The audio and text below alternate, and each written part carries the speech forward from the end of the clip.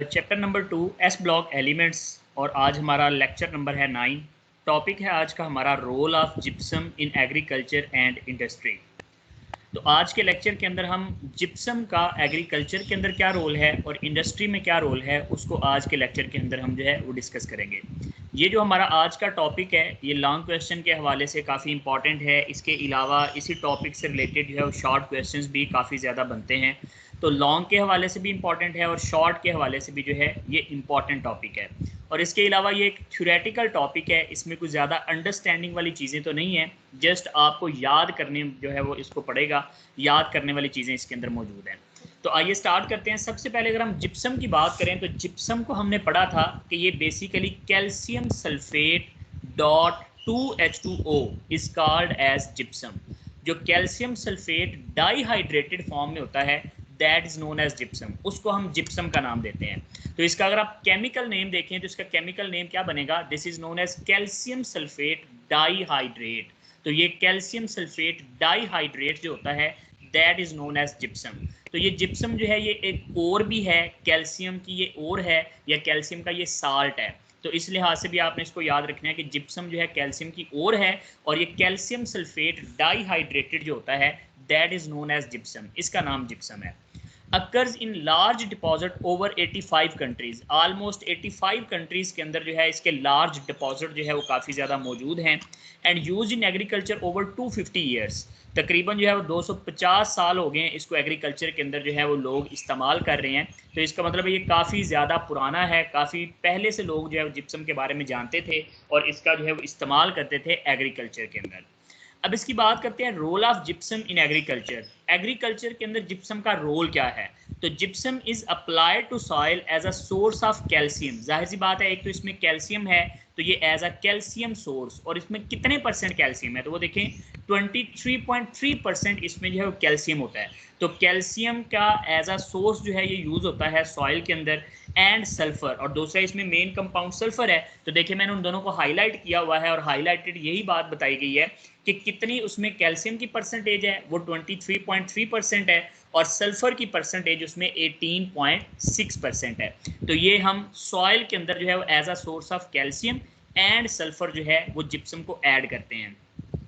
This gypsum is important in that area where soil is subjected to extensive leaching. ये ऐसे areas के अंदर soil में ज़्यादा जो है वो ऐड किया जाता है और ज़्यादा इंपॉर्टेंट होता है ऐसे सॉइल के लिए जहाँ पर एक्सटेंसिव लीचिंग होती है। व्हाट इज़ लीचिंग, ये लीचिंग का प्रोसेस क्या होता है। असल में कई ज़मीनें ऐसी होती हैं जहाँ पर जो न्यूट्रिएंट्स होते हैं वो न्यूट्रिएंट्स किसी ना किसी जो है वो रेन वाटर के साथ या किसी और वाटर के साथ जो है वो सतह ज़मीन के नीचे चले जाते हैं, लीच आउट हो जाते हैं। तो इस प्रोसेस को हम नाम देते हैं लीचिंग का। ऐसे एरियाज जहाँ पर होते हैं तो वहाँ पर जितने न्यूट्रेंट हैं वो सॉइल के जो ऊपर वाला एरिया होता है वहाँ पर नहीं टिकते, बल्कि जैसे ही उनको पानी मिलता है तो वो पानी के साथ हल होके तो वो नीचे वाली जो है वो लेयर के अंदर चले जाते हैं। अब अगर आप जानते हैं तो फसल हमेशा ज़मीन की ऊपर वाली लेयर के ऊपर होती है और फसल जो है उसकी अच्छी ग्रोथ के लिए ज़रूरी है कि जो ज़मीन की या सॉइल की ऊपर वाली लेयर है वहाँ पर न्यूट्रिएंट्स मौजूद हों। तो ऐसी ज़मीनें जहाँ पर लीचिंग का प्रोसेस होता है वहाँ पर न्यूट्रिएंट्स ऊपर वाली लेयर के अंदर नहीं रहते। तो इस वजह से वहाँ पर जो है जिप्सम का रोल काफ़ी ज़्यादा हो जाता है, क्योंकि कैल्शियम और सल्फर हम ऊपर वाली लेयर के अंदर मिला देते हैं, मिक्स कर देते हैं। तो इससे जो है एक तो ये लीचिंग से उसको जो है बचा लेती है और दूसरा लीचिंग के नुकसान में जो कैल्शियम और सल्फर वगैरह नीचे चली गई होती है उसकी कमी को भी जो है वो हम लोग पूरा कर सकते हैं। तो जिप्सम का फर्टिलाइज़र जो है ये हम एक्सटेंसिव लीचिंग वाली ज़मीनों के ऊपर जो है वो ज़्यादातर इस्तेमाल करते हैं। Importance of sulphur in plant growth. अब इसके अंदर जो मेन कंटेंट है वो सल्फर है और कैल्शियम है। तो हम पहले सल्फर का ज़रा चेक करते हैं कि सल्फर की इंपॉर्टेंस क्या है प्लांट ग्रोथ के अंदर। तो पहला point, essential constituent of plant. Sulphur जो है ये एक असेंशियल कंस्टिट्यूएंट है प्लांट्स का। Observed beneficial effect on plant growth, इसके अलावा इसके काफ़ी ज़्यादा बेनिफिशियल इफेक्ट देखे गए हैं प्लांट ग्रोथ के ऊपर। Sulphur influence on development of chlorophyll in plant leaves. ये इसकी देखें इंपॉर्टेंट पॉइंट को मैंने हाईलाइट किया कि क्लोरोफिल की जो प्रोडक्शन है, जो डेवलपमेंट है, उसको इन्फ्लुएंस करता है, उसको जो है वो असरअंदाज करता है सल्फर का कंटेंट। तो जितना सल्फर कंटेंट ज़्यादा होता है उतनी आसानी से और उतनी जल्दी जो है वो क्लोरोफिल डेवलप हो जाता है लीव्स के अंदर। और deficiency of sulphur plants becomes pale green coloured. और इसी से अंदाज़ा लगाया जाता है कि ऐसे पौधे जहाँ पर सल्फ़र की कमी होती है उन पौधों के अंदर, उन प्लांट्स के अंदर जो पत्तों का कलर होता है वो पेल येलो या पेल ग्रीन हो जाता है। तो इसका मतलब ये हुआ कि क्लोरोफिल की वजह से ग्रीनिश कलर आता है, और अगर उसमें सल्फर की कमी हो तो क्लोरोफिल की डेवलपमेंट इतनी अच्छी नहीं होती और उस वजह से उसका जो कलर होता है वो पेल ग्रीन हो जाता है। तो सल्फर की डेफिशिएंसी जो है वो पेल ग्रीन कलर जो है वो प्रोड्यूस करती है। इसको भी हाईलाइट किया गया है, यानी कि ये भी एक इंपॉर्टेंट पॉइंट आप याद कर सकते हैं। It serve as a constituent of protein, तो ये प्रोटीन का एक मेजर कंस्टिट्यूएंट है, and other various compounds in plants, और इसके अलावा प्लांट्स के अंदर जो और वेरियस कंपाउंड्स होते हैं उनका भी ये कंस्टिट्यूएंट होता है। Root system of plant is greatly enlarge by sulphur, इसके अलावा जो रूट सिस्टम होता है प्लांट्स का वो बहुत ज़्यादा जो है एनलार्ज होता है by applying the sulphur. It has been reported that good crops are produced by application of sulfur containing compounds such as gypsum, और ये भी बात रिपोर्ट की गई है कि ऐसी ज़मीनें जहाँ पर जो है सल्फर कंटेनिंग कंपाउंड जैसे कि जिप्सम वगैरह ऐड की जाती है वहाँ पर क्रॉप्स जो है वो बड़ी अच्छी होती हैं, गुड क्रॉप्स जो है वहाँ से हासिल की जा सकती हैं। तो ये जिप्सम के अंदर जो सल्फर मौजूद है, तो सल्फर की इंपॉर्टेंस है इन प्लांट ग्रोथ। तो इसमें देखें, आपने अगर पॉइंट्स को याद करना हो तो याद कर सकते हैं कि क्लोरोफिल के लिए ज़रूरी है, कंस्टिट्यूएंट ऑफ प्रोटीन है, रूट सिस्टम के लिए ज़रूरी है, और गुड क्वालिटी क्रॉप्स जो है वो प्रोड्यूस हो सकती हैं। तो इस तरह से जो मैंने हाईलाइट किए हुए हैं वो आप पॉइंट्स जहन में रख के इस पूरे टॉपिक को याद कर सकते हैं। और ये एज अ शॉर्ट क्वेश्चन भी आ सकता है कि what is the importance of sulphur in plant growth. Next है role of gypsum in industry. अब जिप्सम का क्या रोल है इंडस्ट्री के अंदर? पहले हमने जिप्सम का रोल देखा कहाँ पर, इन एग्रीकल्चर। अच्छा, उसमें मैंने कैल्शियम का नहीं बताया, तो कैल्शियम का इस वजह से नहीं बताया क्योंकि जो हमारा नेक्स्ट टॉपिक है ना वो है रोल ऑफ लाइम, और लाइम के अंदर मेजर कंस्टिट्यूएंट कैल्शियम है। तो हम वहां पर जाके कैल्शियम का रोल पढ़ेंगे, दो दफा हमें रोल पढ़ने की जरूरत नहीं है। हम यहाँ पर रोल पढ़ रहे हैं कि ये सल्फर का रोल है कि किसके अंदर, इन द प्लांट ग्रोथ। और दूसरा कल हम जो है वो कैल्शियम का रोल पढ़ेंगे कि कैल्शियम का रोल क्या होता है ड्यूरिंग द प्लांट ग्रोथ। तो दैट्स व्हाई मैंने कैल्शियम को जो है वो टच नहीं किया। इससे नेक्स्ट चलते हैं role of gypsum in industry. Industry के अंदर जिप्सम का क्या रोल है? तो सबसे पहला और मोस्ट इंपॉर्टेंट रोल जो इंडस्ट्री के अंदर है that is plaster of Paris. वो प्लास्टर ऑफ पेरिस है। What is plaster of Paris? When gypsum is heated under very carefully controlled conditions at 100 degree Celsius, highlighted किया हुआ है कि 100 डिग्री सेल्सियस तक अगर आप जिप्सम को बहुत केयरफुली कंट्रोल्ड कंडीशंस के अंदर हीट करते हैं, it loses it's 3/4 of water molecule. ये अपने 3/4 ऑफ वाटर मॉलिक्यूल निकाल लेता है। 3/4 ऑफ वाटर से क्या मुराद है, यानी कि 3/4। अगर टोटल 4 वाटर मॉलिक्यूल हों तो उसमें से 3 वाटर मॉलिक्यूल ये एलिमिनेट कर देता है। This resulting product is called as plaster of Paris. इस रिजल्टिंग प्रोडक्ट को हम क्या कहते हैं? प्लास्टर ऑफ पेरिस कहते हैं। अब यहाँ से अगर देखें तो कैल्शियम सल्फेट .2H2 होता है। अगर मैं इसके 2 मॉलिक्यूल ले लूँ तो 2 मॉलिक्यूल लेने से टोटल कितने वाटर मॉलिक्यूल बन गए? 4 वाटर मॉलिक्यूल। अब इन 4 में से 3 वाटर मॉलिक्यूल ये एलिमिनेट कर देता है, तो बाकी क्या बचा? कैल्शियम सल्फेट ट्वाइस .H2O, यानी कि 2 कैल्शियम सल्फेट के जो मॉलिक्यूल हैं उनके पास 1 वाटर मॉलिक्यूल रह जाता है। तो दैट्स वाई ये जो हमारे पास प्रोडक्ट होती है that is known as plaster of Paris. और ये उसकी प्रोडक्शन का तरीका आ गया कि कैल्शियम सल्फेट .2H2O को जब हम हीट करते हैं 100 डिग्री सेल्सियस पे, तो हमारे पास जो है वो बनता है calcium sulphate twice .1 water molecule plus 3/4 water molecule जो है वो निकल जाते हैं, और इससे हमारे पास जो प्रोडक्ट आई है that is known as plaster of Paris. अब जो प्लास्टर ऑफ पेरिस है उसका फॉर्मूला एक तो ऐसे लिखा जा सकता है कैल्शियम सल्फेट ट्वाइस .H2O, या बाज़ औक़ात ना ये ऐसे भी लिखा जाता है कैल्शियम सल्फेट .1/2 वाटर मॉलिक्यूल। तो ये हाफ कैसे, जरा इधर से गौर करें तो देखें 2 कैल्शियम सल्फेट के मॉलिक्यूल के पास सिर्फ 1 वाटर मॉलिक्यूल है। तो अगर 1 कैल्शियम सल्फेट के मालूम करना होगा तो जाहिर सी बात है 2 के पास अगर 1 है तो 1 के पास कितनी परसेंटेज आ जाएगी? हाफ की परसेंटेज आ जाएगी। तो दैट्स वाई उस लिहाज से आप इसको कैल्शियम सल्फेट .1/2 वाटर भी लिख सकते हैं। तो ये भी बाज़ औक़ात कई बुक्स के अंदर आपको लिखा हुआ मिलेगा, तो इससे आपने कंफ्यूज नहीं होना, ये भी इसका फॉर्मूला ठीक है। अब इसके अंदर plaster of Paris is also called as hemihydrate. इसको हेमीहाइड्रेट कहते हैं। हेमीहाइड्रेट क्या होते हैं? तो जैसे इसकी कंपोजिशन है ना कि वाटर के मॉलिक्यूल्स की तादाद कम है और जो आयनिक कंपाउंड है कैल्शियम सल्फेट है उसके आयनिक फार्मूला यूनिट्स की जो तादाद है वो ज़्यादा है। तो ऐसी प्रोडक्ट्स को हेमीहाइड्रेट कहते हैं। जैसे कि हाइड्रेटेड कहते हैं जिसमें 1 वाटर मॉलिक्यूल हो, डाईहाइड्रेटेड कहते हैं जिसमें 2 वाटर मॉलिक्यूल हों, ट्राई हाइड्रेटेड, इसी तरह से चलते जाएं तो जितने हाइड्रेटेड, और ऐसा जिसमें हाफ वाटर मॉलिक्यूल आए पर मॉलिक्यूल, यानी कि पर मॉलिक्यूल अगर हाफ वाटर मॉलिक्यूल उसमें अटैच है तो that product is known as hemihydrate. ऐसी प्रोडक्ट को हेमी हाइड्रेट कहते हैं। और ये भी बाज़ औक़ात एमसीक्यू में आता होता है कि जो प्लास्टर ऑफ पेरिस है ये क्या है, तो that is a hemihydrate, ये हेमी हाइड्रेट है। If gypsum is strongly heated, अगर जिप्सम को स्ट्रांगली हीट किया जाए at about 400 degree Celsius, 100 degree Celsius तक करें तो 3/4 वाटर मॉलिक्यूल निकलते हैं, लेकिन अगर आप इसको 400 तक करें तो इट फॉर्म एनहाइड्रस साल्ट, ये एक एनहाइड्रस साल्ट बनाता है, यानी कि ये सारे का सारा वाटर एलिमिनेट कर देता है एंड अब्जॉर्ब्स वाटर स्लोली।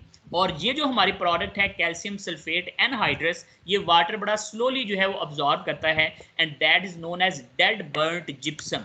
इसको हम कहते हैं डेड बर्न्ट जिप्सम। तो ये डेड बर्न्ट जिप्सम के नाम से भी जाना जाता है। तो that's why calcium sulphate dot 2H2O को अगर आप हीट करें 400 डिग्री सेल्सियस पे तो कैल्शियम सल्फेट एनहाइड्रस बनेगा और वाटर मॉलिक्यूल उसमें से निकल जाएंगे। तो ये जो एनहाइड्रस है this is known as dead burnt gypsum. तो डेड बर्न्ट जिप्सम का फार्मूला और साथ में इसका जो है वो आ सकता है कि ये किस तरीके से बनाया जाता है। तो स्ट्रांगली हीट करने पे डेड बर्न्ट जिप्सम जो है वो हम प्रिपेयर कर सकते हैं। इसके बाद नेक्स्ट चलें तो setting of plaster of Paris. अब प्लास्टर ऑफ पेरिस जब बन गया तो बाद में इसकी जो सेटिंग होती है ये किस तरीके से इस्तेमाल किया जाता है उसके बारे में हम बात करने लगे हैं। तो ये भी शॉर्ट क्वेश्चन आ सकता है। Plaster of Paris when mixed with half a weight of water, क्या कह रहा है, कहते हैं प्लास्टर ऑफ पेरिस को जब मिक्स किया जाता है half of weight of water, यानी कि अगर 10 ग्राम आपने प्लास्टर ऑफ पेरिस लेना है तो 5 ग्राम उसमें पानी डालना है, यानी कि जितना प्लास्टर ऑफ पेरिस है उससे आधा उसमें पानी डालना है। It forms a plastic like viscous material and then sets to a hard porous mass. तो ये जब आप उसके अंदर वाटर मिक्स करेंगे तो ये जो है वो एक प्लास्टिक लाइक विस्कस मटेरियल बन जाएगा, जिसको अगर आप थोड़ी देर के लिए रख दें तो ये हार्ड पोरस मैस के अंदर जो है कन्वर्ट हो जाता है। The process is completed in 10 to 15 minute. तकरीबन ये सारा प्रोसेस जो इसकी हार्डनिंग का है ये 10 to 15 मिनट्स के अंदर कंप्लीट हो जाता है। During process expansion about 1% in volume, जो इसका वॉल्यूम है वो तकरीबन 1% इंक्रीज हो जाता है, which fills the moulds completely and made sharp impression, जो कि मोल्ड्स वगैरह को कंप्लीटली फिल कर लेता है, जो उसके अंदर खाली स्पेसेस होती हैं उनको भी कंप्लीटली फिल करता है। या अगर आप उसको किसी प्रॉपर शेप के अंदर कन्वर्ट करना चाह रहे हैं तो उस प्रॉपर शेप के अंदर जहां पर भी कोई थोड़ी बहुत जो है वो उसके अंदर खाली जगह होगी, स्पेस होगी, उसको बड़े अच्छे तरीके से जो है वो फिल कर लेगा and made a sharp impression, जिससे बिल्कुल एक क्लियर कट इंप्रेशन जो है वो इसका बन जाता है जिस शेप के अंदर आप इसको कन्वर्ट करना चाहें। सेटिंग प्रोसेस इज एक्सोथर्मिक, और इसमें बड़ा इंपॉर्टेंट पॉइंट है कि इसका जो सेटिंग जो टाइम है या सेटिंग का जो प्रोसेस है ये एक एक्सोथर्मिक प्रोसेस है। इसके दौरान हीट क्या होती है, रिलीज होती है। तो ये हमारे पास overall setting of plaster of Paris है।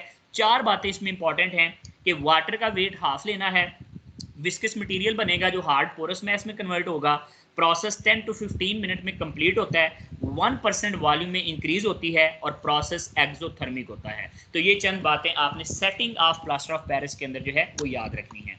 अब इसके यूजेस कहाँ पर हैं, तो प्लास्टर ऑफ पेरिस को बहुत जगहों पर इस्तेमाल किया जाता है, जैसे कि प्लास्टर वॉल्स इससे बनाई जाती हैं। ये प्लास्टर वॉल्स क्या हैं, तो हमारे घरों के अंदर जो है वो हम अक्सर इसका नाम लेते हैं सीलिंग, कि हमने छतों की सीलिंग करवानी है। तो सीलिंग आपने देखी होगी कि सीलिंग वो बड़ी प्रॉपर जिस डिज़ाइन के अंदर आप करवाना चाहें तो वो सीलिंग करते हैं। वो जो सीलिंग है वो भी बेसिकली प्लास्टर ऑफ पेरिस के साथ ही सीलिंग की जाती है और वो प्लास्टर वॉल्स कहलाती हैं।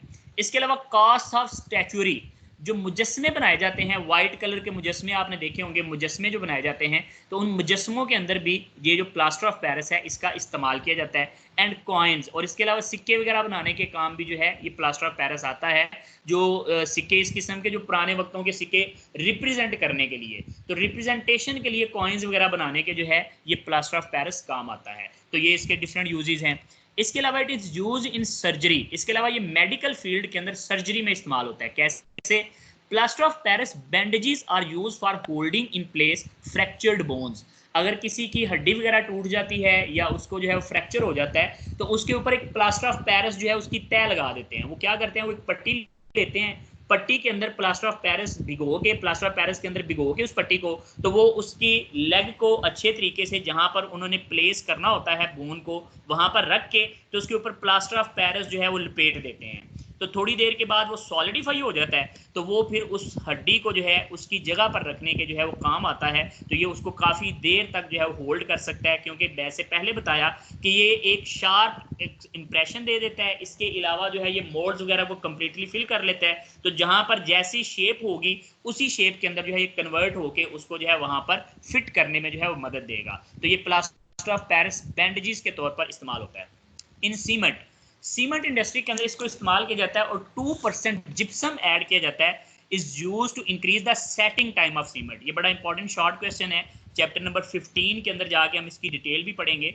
तो यहाँ पर हम इसको जस्ट ये याद कर सकते हैं कि जिप्सम को ऐड किया जाता है सीमेंट के अंदर जस्ट 2%, और ये किस लिए ऐड किया जाता है, ताकि सेटिंग टाइम ऑफ सीमेंट को इंक्रीज किया जा सके। वैसे जो सीमेंट होता है ना ये बड़ी जल्दी हार्डन हो जाता है, लेकिन अगर आप उसमें 2% जिप्सम ऐड कर दें तो वो इतनी जल्दी हार्डन नहीं होगा, बल्कि थोड़े टाइम के बाद जो है वो हार्डनेस की तरफ जाएगा। तो दैट्स वाई जो है वो सीमेंट का सेटिंग टाइम इंक्रीज करने के लिए 2% जिप्सम उसमें ऐड किया जाता है। इसके अलावा gypsum is used as a filler in paper industry. Paper industry के अंदर ये एज अ फिलर इस्तेमाल होता है। फिलर क्या होते हैं, तो फिलर ऐसी चीज़ें जो खाली स्पेसिस के अंदर या जो खाली जगह हैं पेपर के अंदर उनको फिल करने के लिए इस्तेमाल होता है, और दूसरा पेपर की डेंसिटी को बढ़ाता है। तो दैट्स व्हाई इसके दो काम हैं एज अ फिलर, कि ये फिलिंग करता है खाली स्पेसिस की, और इसके अलावा जो है ये डेंसिटी को इंक्रीज करता है पेपर की। तो gypsum is used as a filler in paper industry. Special plasters contain plaster of Paris and other ingredients which vary with the demand of use. तो एक खास किस्म के स्पेशल प्लास्टर्स बनाए जा सकते हैं जिसके अंदर हम और डिफरेंट इंग्रेडिएंट्स डाल के उसको डिमांड ऑफ यूज के मुताबिक जो है बना सकते हैं, यानी कि जिस तरह का इस्तेमाल करना हो उसी तरह का हम इसको जो है वो स्पेशल प्लास्टर उसका बना सकते हैं। अब इसके बाद वैरायटी ऑफ प्लास्टर्स क्या है, तो प्लास्टर्स हमारे पास दो तरह के होते हैं, एक है सीमेंट प्लास्टर्स और दूसरे हैं hard finished plasters. Cement plasters of Paris in which glue or other oils are added as retarders। जरा लाइन को पढ़ें आप, सारी लाइन वैसे ही समझ जाएंगे। ऐसा प्लास्टर ऑफ पेरिस जिसमें ग्लू या कोई और ऑयल ऐड किया जाता है, किसके तौर पर, एज रिटार्डर्स। रिटार्डर्स क्या होते हैं, रिटार्डेशन आपने पढ़ा हुआ है कि ऐसा प्रोसेस जो किसी चीज को स्लो डाउन कर दे, that is known as retarder. तो ये जो ग्लू है और अदर ऑयल्स हैं ये रिटार्डर के तौर पर एक्ट करते हैं, और जब ये रिटार्डर हैं तो they prolong the setting time of plaster, और ये सेटिंग टाइम ऑफ प्लास्टर को क्या कर देते हैं, बढ़ा देते हैं। तो दैट्स वाई ये उसके सेटिंग टाइम को स्लो डाउन करते हैं, रिटार्डर्स के तौर पर उसमें एक्ट करते हैं। तो ग्लू और बाकी ऑयल्स वगैरह अगर ऐड किए जाएं तो that is known as cement plaster. ऐसे प्लास्टर को सीमेंट प्लास्टर कहते हैं। उसके बाद दूसरा है हार्ड फिनिश्ड प्लास्टर। ये जरा देखें, prepared by calcination। calcination means heating at high temperature in air। आप पहले जो है वो प्लास्टर को लेके उसको हीट करें हाई टेम्परेचर के ऊपर एयर में, ऑफ एनहाइड्रस सल्फेट। जो एनहाइड्रस सल्फेट है यानी कि कैल्शियम सल्फेट जिसमें वाटर मॉलिक्यूल नहीं, जाहिर सी बात है जब आपने हीट करना है हाई टेम्परेचर पे तो उसमें से सारे वाटर मॉलिक्यूल निकल जाएंगे। विद अलम आर बोरेक्स, उसके अंदर अलम फटकड़ी डाल दें, या फिर बोरेक्स हमने पढ़ा था Na2B4O7.10H2O। तो ये अगर आप उसके अंदर ऐड कर देना ये दोनों चीजें, अलम या फिर बोरेक्स, और इसके साथ उसकी कैल्सिनेशन करवा दें। कैल्सिनेशन वैसे हम कैल्शियम के प्रोसेस की कहते हैं, लेकिन यहाँ पर कैल्शियम सल्फेट खुद ही कैल्शियम है और इसके अंदर अलम या बोरेक्स ऐड करके हम इसकी कैल्सिनेशन करवाते हैं हाई टेम्परेचर के ऊपर इन एयर। तो ये वाला जो हमारे पास प्लास्टर बनता है this is known as hard finished plaster. ऐसे प्लास्टर्स को हम हार्ड फिनिश्ड प्लास्टर्स कहते हैं। These plasters set very slowly but give hard finish. ये बहुत स्लोली जो है वो सेट होते हैं, बहुत ज़्यादा टाइम कंज्यूमिंग प्रोसेस होता है इनके सेट होने में, बट गिव हार्ड फिनिश। लेकिन जब ये एक दफ़ा सेट हो जाते हैं तो इनकी फिनिशिंग बड़ी हार्ड होती है, बहुत ज़्यादा सॉलिड हो जाते हैं। When mixed with wood pulp, अगर इन प्लास्टर्स को वुड पल्प के साथ मिक्स किया जाए, वुड पल्प क्या होता है, तो लकड़ी का गूदा, यानी कि जब लकड़ी वगैरह कोई दरवाजे वगैरह बनाते हैं तो कभी आपने देखा हो कि वो उसको एक जगह पर जो है वो बारीक करने के लिए या उसका थोड़ा सा जो है वो साइड उसकी उतारते हैं, तो वो जो लकड़ी के छिलके वगैरह होते हैं उनको हम कह सकते हैं वुड पल्प।